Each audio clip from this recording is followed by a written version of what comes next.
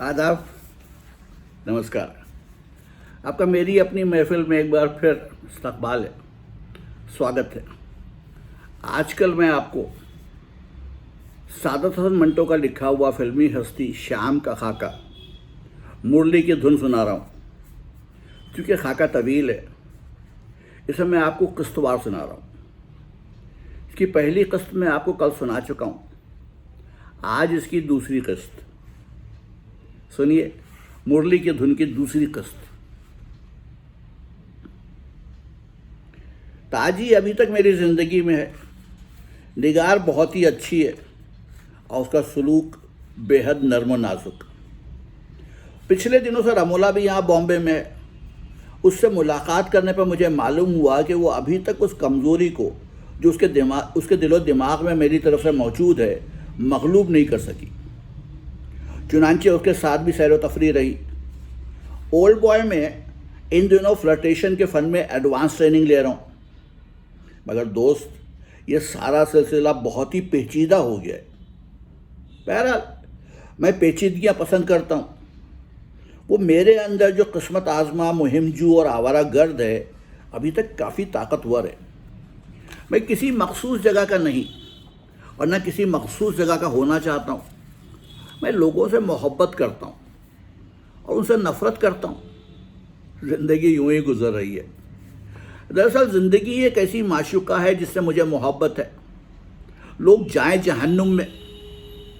मुझे मुसन्निफ़ का नाम भूल गया है, मगर उसका एक जुमला याद रह गया। शायद वो भी दुरुस्त ना हो, मगर मफ़हूम कुछ इसी किस्म का था। लोगों से इस कदर मोहब्बत करता था कि ख़ुद को मोहब्बत करने में कभी तन्हा महसूस नहीं करता था। लेकिन वो इस तौर पर उनसे नफ़रत करता था कि नफ़रत करने में ख़ुद को यकौ तन्हा महसूस करता था। मैं इसमें कोई और फ़िक्रा शामिल नहीं कर सकता।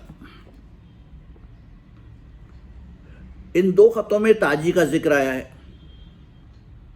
खुतूत वैदानी में इतना तो मैं बता चुका हूँ कि ये मुमताज़ की तस्ग़ीर है। मुमताज़ कौन है ये ख़ुद श्याम बता चुका है कि वो उसकी कमज़ोरी है। पूछिए तो निगार, रमोला सब उसकी कमज़ोरियाँ थीं। औरत दरअसल उसकी सबसे बड़ी कमज़ोरी थी और यही उसके किरदार का मजबूत तरीन पहलू था। मुमताज़ ज़ेब कुरैशी एमए की छोटी बहन है। ज़ेब के साथ बॉम्बे गई तो वहाँ ज़हूर राजा के भारी भरकम इश्क में फंस गई।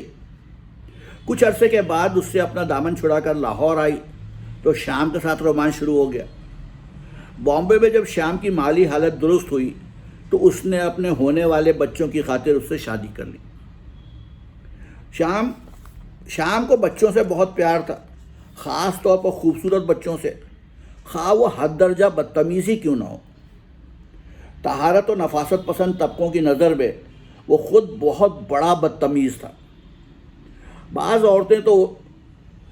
औरतें तो उससे उसकी बदतमीज़ों की वजह से सख्त नफ़रत करती थीं, मगर वो बिल्कुल बेपरवाह था। उसने कभी उन औरतों की खुशनुदी नहीं की। माफ़ कीजिएगा, उसने कभी उन औरतों की खुशनुदी के लिए अपनी आदत संवारने की कोशिश न की। उसका ज़ाहिर व बातिन एक था। मंटो, मेरी बातें सुनकर ये नाक भाव चढ़ाने वाली सालियाँ सब बनती हैं, मेकअप की दुनिया में रहती हैं। लेकिन बाज़ औरतें उसकी बदतमीज़ियों से मोहब्बत करती थीं क्योंकि उनमें बिस्तर की बू नहीं होती थी। श्याम उनसे खुले मजाक करता था। वो भी उससे ऐसी बातें करती जो महज़िब सोसाइटी में काबिल सतरपोश समझी जाती थीं। होंठों पर मुस्कुराहटें नाचती, हलक से कहे उछलते। हंसते हंसते श्याम की आंखों में आंसू आ जाते और मुझे ऐसा महसूस होता कि दूर कोने में तहारत पसंदी नुकीले कीलों पर आसन जमाए अपने गुनाह बख्शवाने की रायगाह कोशिश कर रही है। श्याम से मेरी पहली मुलाकात कब और कहाँ हुई ये मुझे बिल्कुल याद नहीं। ऐसा मालूम होता है कि मैं उससे मिलने से पहले ही मिल चुका था। वैसे अब सोचता हूँ तो इतना याद आता है कि बम्बई में उससे शुरू की मुलाकातें शायद लेडी जमशेदजी रोड पर हुई थीं। जहाँ मेरी बहन रहती थी। हाई नेस्ट में बालाई मंजिल के एक फ्लैट में डायमंड रहती थी। उसके यहाँ शाम का आना जाना था। 2-3 मरतबा गालिबन सीढ़ियों में उससे मिलना हुआ। ये मुलाकातें गौर सी थीं, लेकिन फिर भी इनायत दर्जा बेतकल्लुफ़ थी, क्योंकि शाम ने मुझे खुद ही बताया था कि डायमंड नाम की औरत जो मिसेस श्याम कहलाती है, दर हकीकत उसकी बीवी नहीं, लेकिन ताल्लुकात की बिना पर वो बीवी से कुछ ज़्यादा ही है। वो अज़दवाजी रिश्ते और उसके इश्तिहार का बिल्कुल कायल नहीं था, लेकिन जब एक तकलीफ़ के सिलसिले में उसे डायमंड को अस्पताल में दाखिल कराना पड़ा तो उसने रजिस्टर में उसका नाम मिसेस श्याम ही लिखवाया। बहुत देर बाद डायमंड के शौहर ने मुकदमेबाजी की।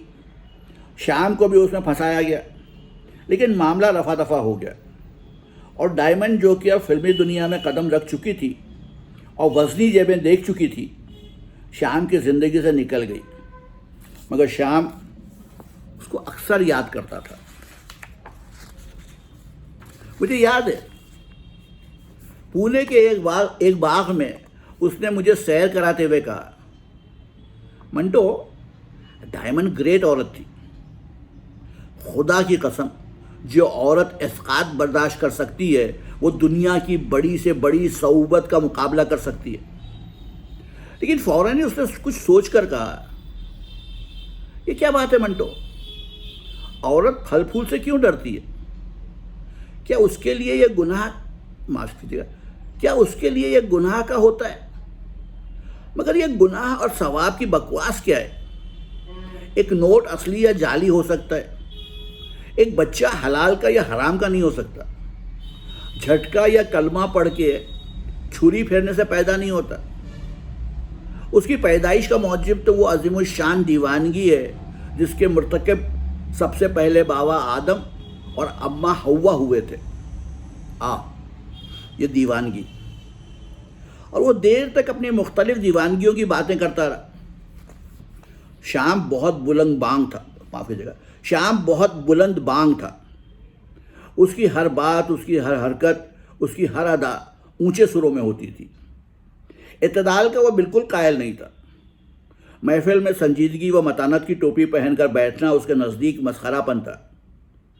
शगल मैनोशी के दौरान ख़ास तौर पर अगर कोई खामोश हो जाता या फ़लसफ़ी बन जाता तो उसे नाकाबिल बयान कोफ्त होती। इस कदर झुंझलाता है कि बाज़ औक़ात बोतल और ग्लास तोड़ फोड़ कर गालियाँ देता, महफिल से बाहर चला जाता। पुणे का एक वाक़या, शाम और मसूद परवेज़ दोनों जुबैदा कॉटेज में रहते थे। एक कहानी फ़रोख्त करने के सिलसिले में मुझे वहाँ ठहरना पड़ा। मसूद तबन खामोश पसंद है, शराब पीकर और भी ज़्यादा मुंजमद हो जाता है। एक दिन सुबह से रम का दौर शुरू हुआ। इस दौरान कई आए और बहक कर चले गए। मैं, मसूद और शाम डटे हुए थे। शाम बहुत खुश था, इसलिए कि वो बहकने वालों से मिलकर जी भर के शोर मचाता रहा था। मगर शाम के करीब उसको दफतन महसूस हुआ कि मसूद दिन की तमाम हाव हो से अलग थलग रहा है। दफतन उसको महसूस हुआ कि मसूद दिन की तमाम हाव हो से अलग थलग रहा है।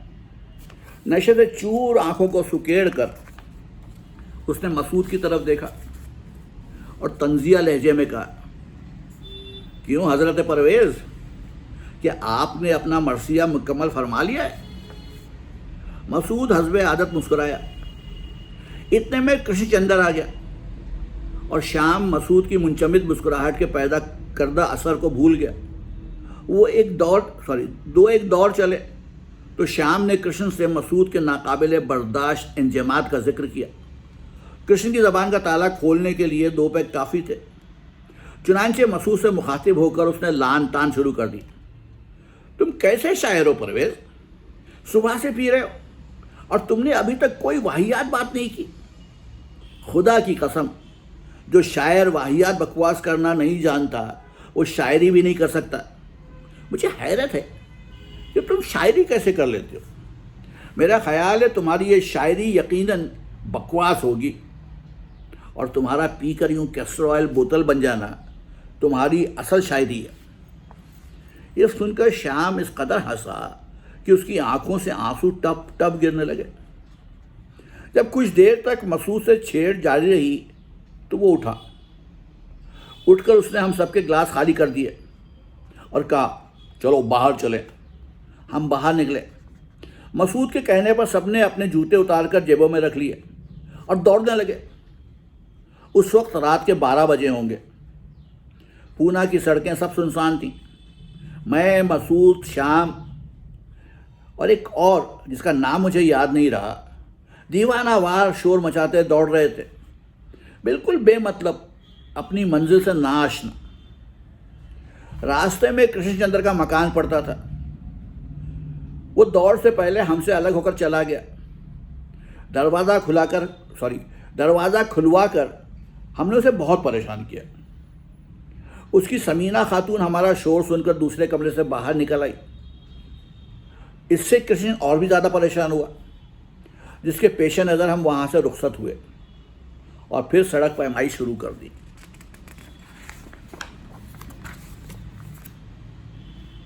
पूना मंदिरों का शहर है।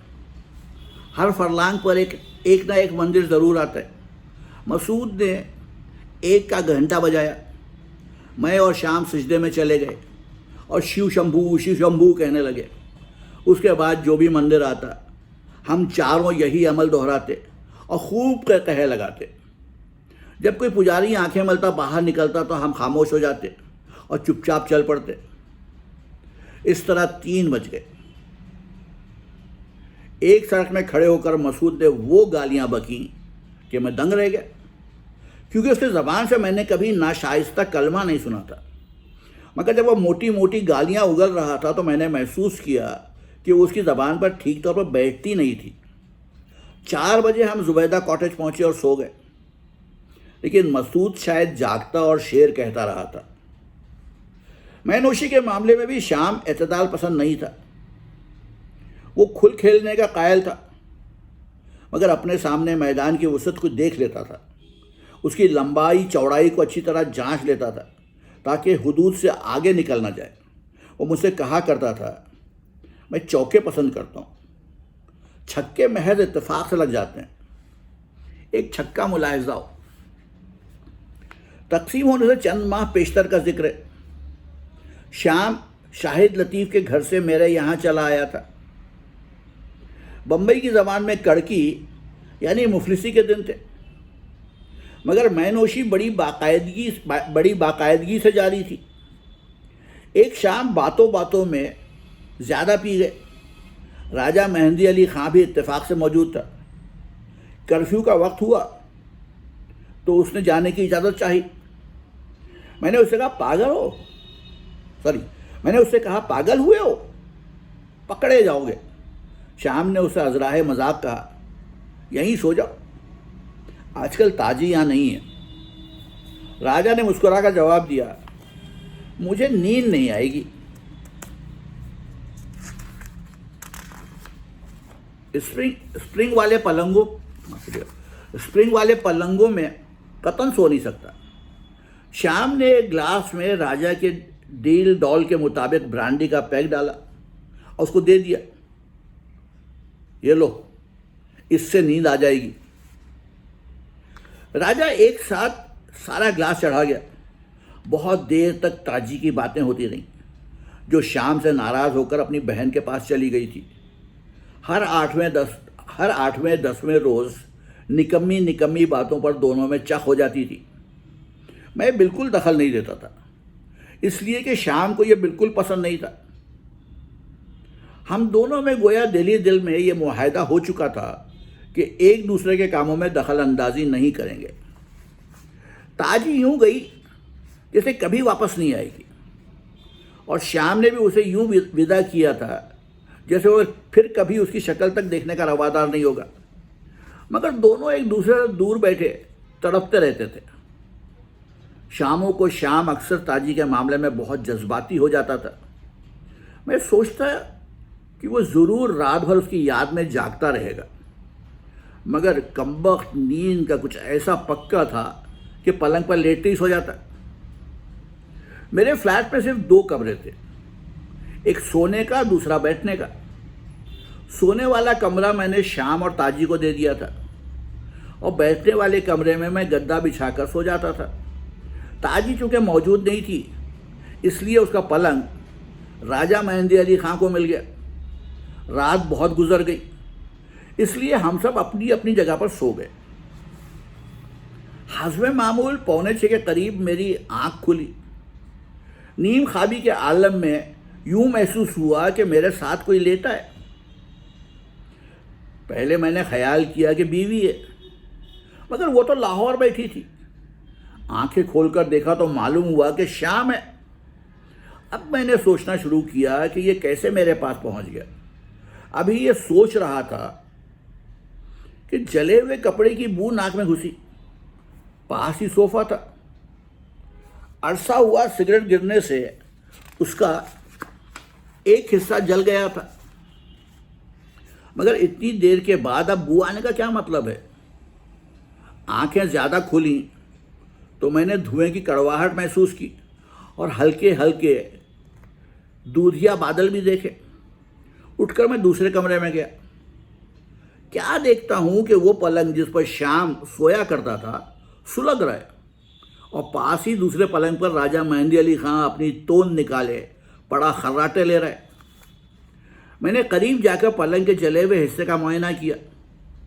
मैट्रेस में बड़ी रिकाबी के बराबर सुराख था जिसमें से धुआं निकल रहा था। ऐसा मालूम होता था कि किसी ने आग बुझाने की कोशिश की है, क्योंकि पलंग पानी में तरबतर था। मगर मामला चूंकि रुई और नारियल के फूस का था इसलिए आग पूरी तरह बुझी नहीं थी और बराबर सुलग रही थी। मैंने राजा को जगाने की कोशिश की, मगर वो करवट बदलकर और जोर से खर्राटे लेने लगा। एकदम पलंग के स्याह सुराख से एक लाल लाल शोला बाहर लपका। मैं फौरन गुस्लखाने की तरफ भागा। एक बाल्टी पानी की उस सुराख में डाली और जब पूरी तरह इत्मीनान हो गया कि आग बुझ गई है तो राजा को झिंझोड़ कर जगाया। उससे जब आतिशज़दगी की वारदात के मुताल्लिक पूछा गया तो उसने अपने मखसूस मज़ाहिया अंदाज में खूब नमक मिर्च लगाकर वाक़यात बयान किए। तुम्हारा यह श्याम हनुमान महाराज है। रात ब्रांडी के तालाब में गोता लगाते हुए मैं सो गया। 2 बजे के करीब अजीब आवाज़ें आई तो मैं जाग पड़ा। क्या देखता हूँ कि श्याम एक बहुत बड़ा हनुमान है। उसकी गुच्छेदार दुब के साथ मिट्टी के तेल में डूबी हुई चिंदियाँ बंधी हुई हैं और उनमें आग लगी है। श्याम पलंग पर ज़ोर ज़ोर से उछल कूद रहा है और अपनी दुम से आग लगा रहा है। जब आग लग गई तो मैंने आंखें बंद कर लीं और ब्रांडी के तालाब में गोता लगा गया। तकिए के साथ लगकर सोने ही वाला था कि मुझे तुम्हारा ख्याल आया कि गरीब आदमी का पलंग ऐसा ना हो कि जलकर राख हो जाए।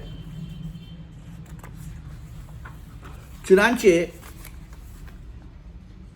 मैं उठा। श्याम गायब था। दूसरे कमरे में तुम्हें हालात से आगाह करने के लिए गया तो क्या देखता हूं कि श्याम अपने असली रूप में तुम्हारे साथ चिमट कर लेटा है। मैंने तुम्हें जगाने की कोशिश की, अपने फेफड़ों पर जोर लगा कर तुम्हें पुकारा, घंटे बजाए, एटम बम चलाए, मगर तुम ना उठे। आखिर मैंने हौले हौले तुम्हारे कान में कहा, ख्वाजा उठो, स्कॉच विस्की की एक पूरी पेटी आई है। तुमने फौरन आंखें खोल दी और पूछा कहाँ। मैंने कहा होश में आओ, सारा मकान जल रहा है, आग लग गई है। आग? तुमने कहा बकते हो। मैंने कहा नहीं ख्वाजा, मैं ख्वाजा खिज़र की कसम खाता हूँ, आग लगी है। जब तुम्हें मेरे बयान पर यकीन आ गया तो तुम आराम से ये कहते हुए सो गए, फायर ब्रिगेड को इत्तला कर दो। तुम्हारी तरफ से मायूस होकर मैंने श्याम को हालात की नज़ाकत से आगाह करने की कोशिश की। जब वो इस काबिल हुआ कि मेरी बात उसके दिमाग तक पहुंच सके तो उसने मुझसे कहा, तुम बुझा दो ना यार, क्यों तंग करते हो, और सो गया।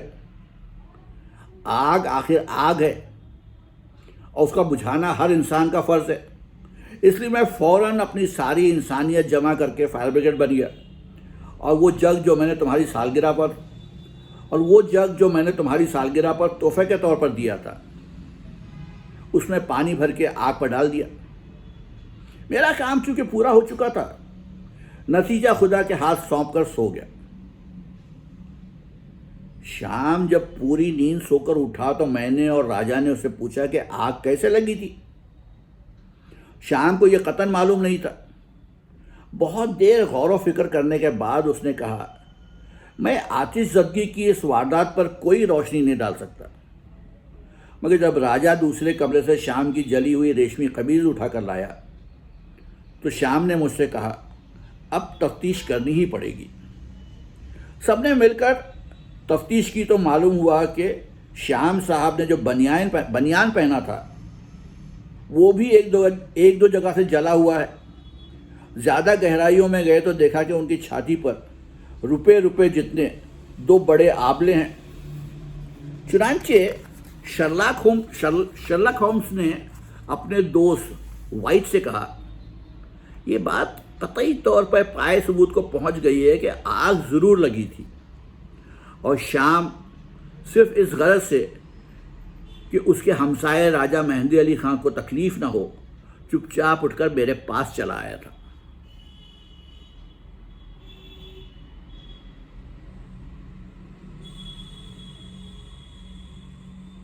तो ये थी मुरली के धुन की दूसरी किस्त। कल फिर आऊँगा और आपको मुरली के धुन की तीसरी किस्त सुनाऊँगा। तब तक के लिए इजाज़त दीजिए। आदाब।